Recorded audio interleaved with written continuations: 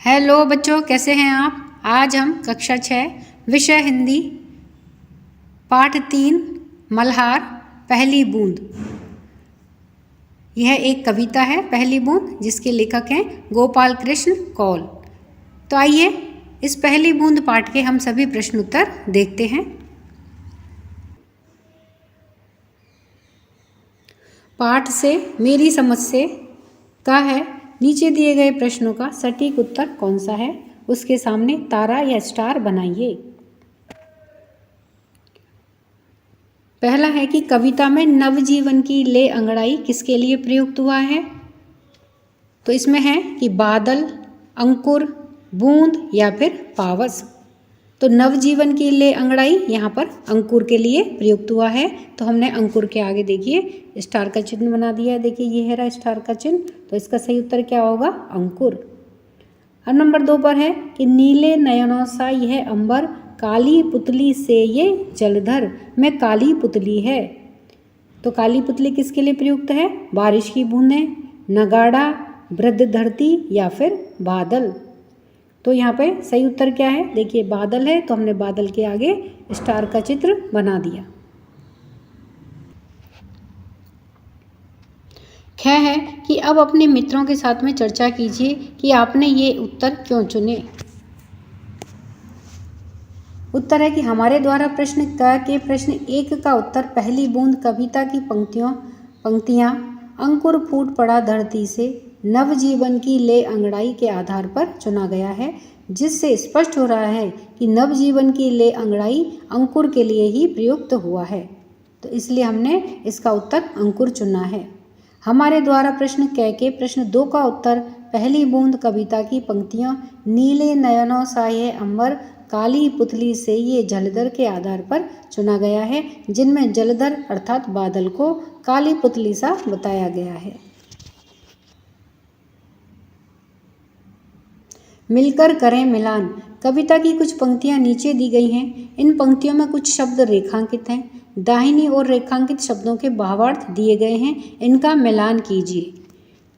यानी कि देखिए एक तरफ कविता की पंक्तियां दी हुई हैं और दूसरी तरफ उनका भावार्थ दिया गया है। तो इनको आपस में सही क्रम में हमें मिलाना है। तो आइए इसका उत्तर देखते हैं। देखो कविता की पंक्तियां दी हुई हैं। नंबर 1 पे कि आसमान में उड़ता सागर, लगा बिजलियों के स्वर्णिम पर। तो इसका मिलान करा है किसके साथ में, हरे रंग से देखिए मिलान कर रखा है। नंबर 2 पे है बादल। फिर है बजा नगाड़े जगा रहे हैं बादल धरती की तरुणाई। तो यह किसके लिए, इसका भावार्थ क्या हुआ, मेघों की गर्जना। तो देखिए यहाँ पे लाल रंग से इसको मिलाया है, तो ये मेघों की गर्जना है। फिर नंबर 3 पर कि नीले नयनों सा यह अंबर, काली पुतली से ये जलधर। तो यहाँ पे रेखांकित शब्द क्या है कि नीले नयनों सा। तो नीले नयनों सा किसके लिए प्रयुक्त हुआ है, आकाश के लिए। तो देखिए ये आकाश के साथ में नीले रंग के साथ में मिलाया हुआ है। अब नंबर 4 पर है वसुंधरा की रोमावली सी, हरी दूब पुल की मुस्काई। तो नीचे रेखांकित शब्द क्या है कि रोमावली सी। तो ये सब ये किसके साथ में मैच करा है, भावार्थ में नंबर 3 में हरी दूब के साथ में। तो देखिए इसको काले रंग से हमने निशान बना के मिलाया है। तो ये कौन है, रोमावली सी का मतलब क्या है, हरी दूब। तो इस तरह से कविता की पंक्तियों को भावार्थ के साथ में मिलाया गया है। पंक्तियों पर चर्चा। कविता में से चुनकर कुछ पंक्तियां नीचे दी गई हैं, इन्हें ध्यान से पढ़िए और इन पर विचार कीजिए। आपको इनका क्या अर्थ समझ में आया। अपने विचार कक्षा में अपने समूह में साझा कीजिए और अपनी लेखन पुस्तिका में लिखिए। जैसे है कि आसमान में उड़ता सागर, लगा बिजलियों के स्वर्णिम पर, बजा नगाड़े जगा रहे हैं बादल धरती की तरुणाई। और है आगे है नंबर 2 पे कि नीले नयनों सा है अंबर, काली पुतली से ये जलधर, करुणा विगलित अंशु बहाकर धरती की चिर प्यास बुझाई। आसमान में उड़ता सागर, लगा बिजलियों के स्वर्णिम पर, बजा नगाड़े जगा रहे हैं बादल धरती की तरुणाई। तो देखिए इन पंक्तियों का अर्थ देखते हैं कि उपरोक्त पंक्तियों का हमें यह अर्थ समझ में आता है कि आसमान में जल रूपी बादलों में बिजली चमक रही है, जैसे सागर बिजलियों के सुनहरे पंख लगा करके आसमान में उड़ रहा है। बादलों की गर्जन को सुन करके ऐसा आभास होता है कि वे नगाड़े बजा बजा करके धरती की यौवनता को जगा रहे हैं। नीले नयन साय है अंबर, काली पुतली से ये जलधर, करुणा विगलित अंशु बहाकर धरती की चिर प्यास बुझाई। उत्तर है इसका कि उपरोक्त पंक्तियों का हमें यह अर्थ समझ में आता है कि नीला आसमान नीली आंखों के समान है और काले बादल उन नीली नीली आंखों की काली पुतली के समान है, मानो बादल धरती के दुखों से दुखित होकर के वर्षा रूपी आंसू बहा रहा हो और इस प्रकार से धरती की प्यास बुझ जाती है। सोच विचार के लिए कविता को एक बार फिर से पढ़िए और निम्नलिखित के बारे में पता लगा करके अपनी लेखन पुस्तिका में लिखिए। जैसे कि बारिश की पहली बूंद से धरती पर हर्ष कैसे प्रकट होता है। कविता में आकाश और बादलों को किन के समान बताया गया है। बारिश की पहली बूंद से धरती का हर्ष कैसे प्रकट होता है। आइए उत्तर देखते हैं कि धरती के सूखे होठों पर बारिश की बूंदें अमृत के समान गिरती हैं, मानो वर्षा होने से बेजान और सूखी पड़ी धरती को नवीन जीवन ही मिल गया हो। इस प्रकार बारिश की पहली बूंद से धरती का हर्ष प्रकट होता है। कविता में आकाश और बादलों को किनके समान बताया गया है। प्रस्तुत कविता के अनुसार नीले आकाश को नीली आंखों के समान और काले बादलों को उन नीली नीली आंखों की काली पुतली के समान बताया गया है। कविता की रचना। आसमान में उड़ता सागर लगा बिजलियों के स्वर्णिम पर। कविता की इस पंक्ति का सामान्य अर्थ देखें तो समुद्र का आकाश में उड़ना असंभव होता है, लेकिन जब हम इस पंक्ति का भावार्थ समझते हैं तो अर्थ इस प्रकार निकलता है कि समुद्र का जल बिजलियों के सुनहरे पंख लगा करके आकाश में उड़ रहा है। ऐसे प्रयोग न केवल कविता की सुंदरता को बढ़ाते हैं बल्कि उसे आनंददायक भी बनाते हैं। तो इस कविता में से ऐसे दृश्यों को पहचानें और उन पर चर्चा करें। तो आइए ऐसे दृश्यों को देखते हैं। तो उत्तर में है कि नीले नयनों साय है अंबर, काली पुतली से ये जलधर, करुणा विगलित अंशु बहाकर धरती की चिर प्यास बुझाई, बूढ़ी धरती शस्य श्यामला बनने को फिर से ललचाई, पहली बूंद धरा पर आई। अब इसका अर्थ देखते हैं कि जैसे कवि ने नीले आसमान को नीली आंखों के समान बताया है और काले बादलों को उन नीली नीली आंखों की काली पुतली के समान बताया है, मानो बादल धरती के दुखों से दुखित होकर के वर्षा रूपी आंसू बहा रहा है। इस प्रकार धरती की प्यास बुझ जाती है। वर्षा का प्रेम पा करके धरती की प्यास बुझ जाती है और धरती के मन में फिर से हरा भरा होने की इच्छा जाग उठती है। पहली बूंद कुछ इस तरह से धरती पर आई जिसका खूबसूरत एहसास और परिणाम धरती को मिला। शब्द एक अर्थ अनेक। अंकुर फूट पड़ा धरती से नव जीवन की ले अंगड़ाई।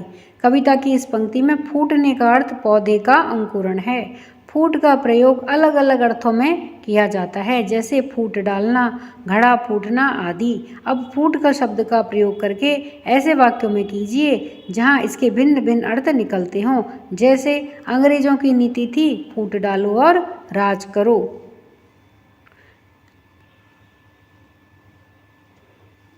अब उत्तर देखते हैं कि नंबर 1 पे है कि तीनों दोस्तों में किसी बात को लेकर के आपस में फूट पड़ गई। नंबर 2 पर है कि दीवार से टकरा करके उसका सिर फूट गया। नंबर 3 पर है कि अर्जुन ने जैसे ही धरती पर तीर मारा धरती से जल की धारा फूट पड़ी। नंबर 4 पर है कि दीवार से टकराया तो दीवार पर लगी कील उसकी आंख में घुस गई जिससे कि उसकी एक आंख फूट गई। अनेक शब्दों के लिए एक शब्द। नीले नयनों साय है अंबर, काली पुतली से ये जलधर। कविता की इस पंक्ति में जलधर शब्द आया है। जलधर 2 शब्दों से बना है, जल और धर। इस प्रकार जलधर का शाब्दिक अर्थ हुआ जल को धारण करने वाला। बादल और समुद्र दोनों ही जल को धारण करते हैं, इसलिए दोनों ही जलधर हैं। वाक्य के संदर्भ या प्रयोग से हम जान सकेंगे कि जलधर का अर्थ समुद्र है या बादल।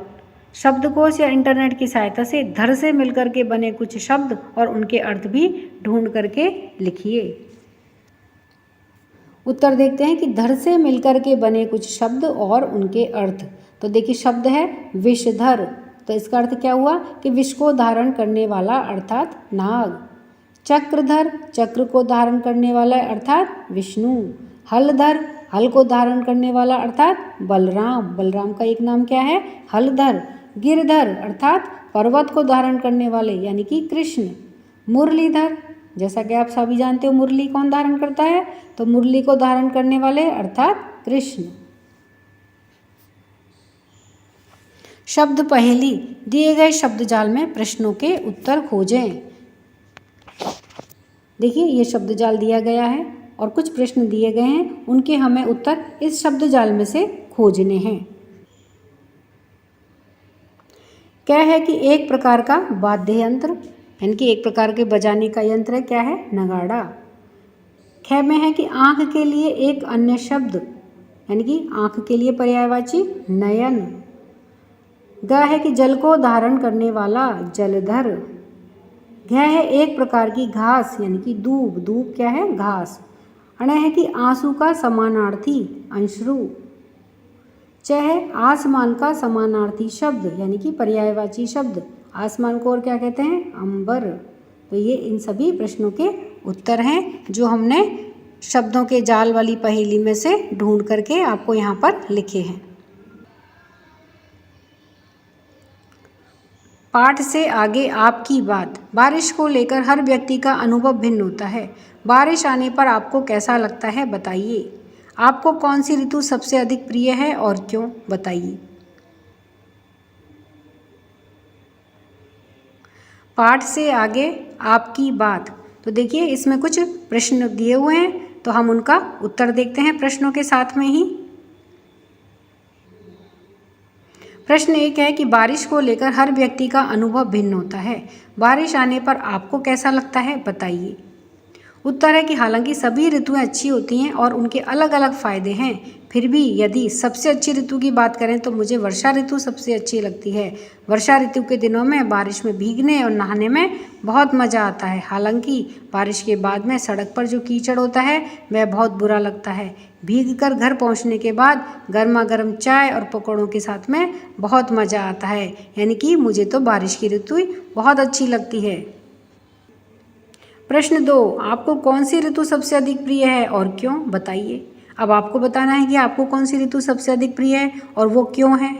तो उत्तर है हालांकि सभी ऋतुएं अच्छी होती हैं और उनके अलग अलग फ़ायदे होते हैं, फिर भी यदि सबसे अच्छी ऋतु की बात करें तो मुझे वर्षा ऋतु सबसे अच्छी लगती है। वर्षा ऋतु के दिनों में बारिश में भीगने का मज़ा अलग ही है। भीग कर घर पहुँचने के बाद यदि गर्मा गर्म चाय और पकौड़े मिल जाएँ तो मज़ा आ जाता है। समाचार माध्यमों से प्रत्येक मौसम समाचार के विभिन्न माध्यमों जैसे कि इलेक्ट्रॉनिक या प्रिंट या सोशल मीडिया के प्रमुख समाचारों में रहता है। संवाददाता कभी तो बाढ़ या कभी सूखे या भीषण ठंड के समाचार देते हुए दिखाई देते हैं। आप भी बन सकते हैं संवाददाता या लिख सकते हैं समाचार। अत्यधिक गर्मी, सर्दी या बारिश में आपने जो स्थिति देखी है उसका आंखों देखा हाल अपनी कक्षा में प्रस्तुत कीजिए। यानी कि अब आपको एक संवाददाता बनना है और सर्दी, गर्मी या बारिश की आपने जो आंखों देखी स्थिति है उसका हाल आपको अपनी कक्षा में प्रस्तुत करना है। उत्तर है कि आधी रात बीसलपुर का जलस्तर 315 आरएल मीटर पार। बीसलपुर बांध की कैचमेंट में लगातार बारिश और त्रिवेणी नदी में लगातार पानी की आवक होने से आधी रात बांध का जलस्तर 315 आरएल के पार हो गया। देर रात तक बांध का जलस्तर 315.04 दर्ज किया गया। जल संसाधन विभाग के इंजीनियरों के अनुसार बांध में अब जिस तरह पानी की आवक हो रही है उससे इस सप्ताह उसके छलकने की उम्मीद है।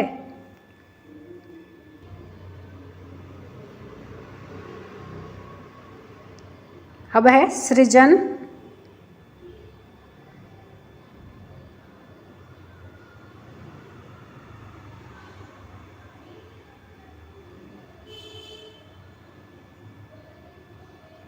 नाम देना भी सृजन है। ऊपर दिए गए चित्र को ध्यान से देखिए और इसे एक नाम दीजिए।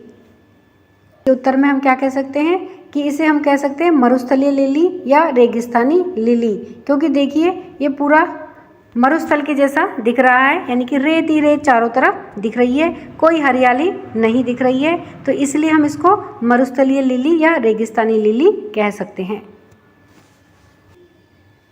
इन्हें भी जाने, इस कविता में नगाड़े की ध्वनि का उल्लेख है। बजा नगाड़े जगा रहे हैं बादल धरती की तरुणाई। नगाड़ा भारत का एक पारंपरिक वाद्य यंत्र है। कुछ वाद्य यंत्रों को उन पर चोट करके बजाया जाता है, जैसे कि ढोलक, नगाड़ा, डमरू, ढपली आदि। नगाड़ा प्राय लोक उत्सवों के अवसर पर बजाया जाता है। होली जैसे लोक पर्व के अवसर पर गाए जाने वाले गीतों में इसका प्रयोग होता है। नगाड़ों को जोड़े में भी बजाया जाता है, जिसमें एक की ध्वनि पतली तथा दूसरे की मोटी होती है, यानी कि इसमें नगाड़े के बारे में आपको बताया गया है।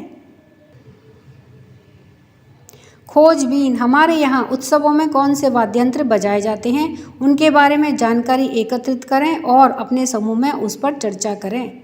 उत्तर है कि हमारे यहाँ उत्सवों में अनेक प्रकार के वाद्य यंत्र बजाए जाते हैं, जैसे ढोलक, नगाड़ा, डमरू, ढपली, तबला, हारमोनियम, गिटार आदि।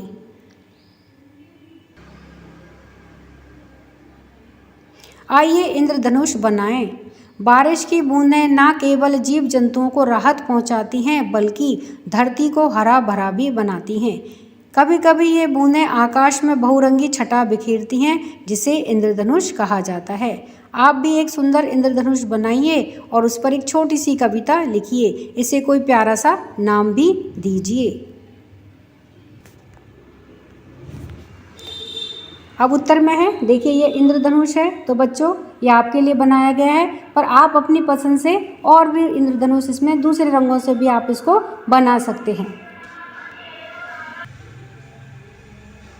अब देखिए ये इंद्रधनुष के ऊपर कविता बनाई है कि वर्षा के बाद में आकर के जो आकाश सजाता है, रंग बिरंगा इतना प्यारा इंद्रधनुष कहलाता है।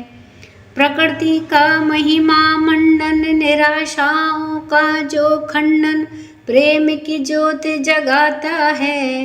रंग बिरंगा इतना प्यारा इंद्रधनुष कहलाता है। तो बच्चों आप भी अपने मन से इंद्रधनुष के ऊपर कविता बना सकते हैं। झरोखे से एक बूंद